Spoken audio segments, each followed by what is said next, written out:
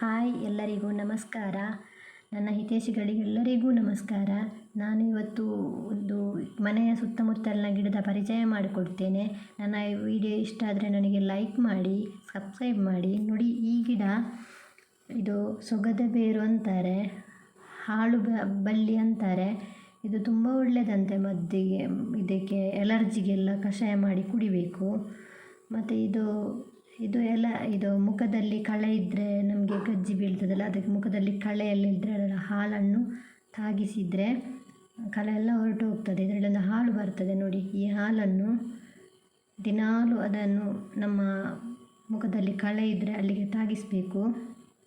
ಅದು ಎಲ್ಲ ಕಳೆ ಹೊರಟು ಹೋಗ್ತದೆ ನೋಡಿ. ಈ ಥರ ಹಾಲು ಬರ್ತದೆ ಅದರಲ್ಲಿ ನೋಡಿ.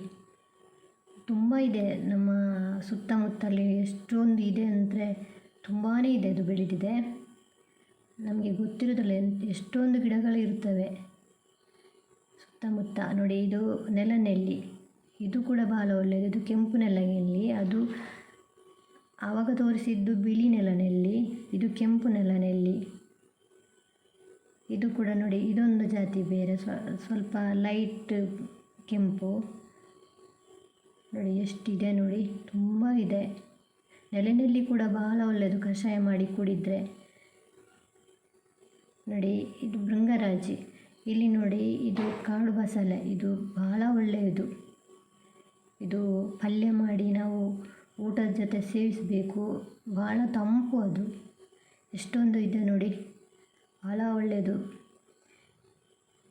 ಹಿಂದಿನ ಕಾಲದವರೆಲ್ಲ ಇದನ್ನೆಲ್ಲ ತುಂಬ ಚೆನ್ನಾಗಿ ಪಲ್ಯ ಮಾಡಿ ತಿಂತಾಯಿದ್ರು ನೋಡಿ. ಇದು ಭೃಂಗರಾಜಿ ಎಷ್ಟಿದೆ ನೋಡಿ.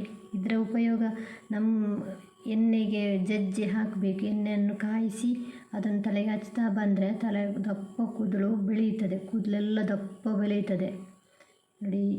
ಎಷ್ಟಿದೆ ನೋಡಿ, ತುಂಬ ಇದೆ ನೋಡಿ. ಇಲ್ಲಿ ನೋಡಿ, ಇಲ್ಲಿ ಕೂಡ ತುಂಬ ಉಂಟು, ಆ ಕಡೆ ಎಲ್ಲ ಇದೆ, ತುಂಬ ಇದೆ. ಭಾಳ ಒಳ್ಳೆಯದು, ತಲೆಗೆ ಎಣ್ಣೆ ಮಾಡಿ ಹಾಕಿಕೊಂಡ್ರೆ ದಪ್ಪನೆ ಬೆಳೆಯುತ್ತದೆ ಕೂದಲೆಲ್ಲ. ಇದು ಬಿಳಿ ನೆಲ್ಲಿ ನೋಡಿ, ಬಿಳಿ ನೆಲನೆಲ್ಲಿ. ಇದು ಭಾಳ ಒಳ್ಳೆಯದು, ಕಷಾಯ ಮಾಡಿ.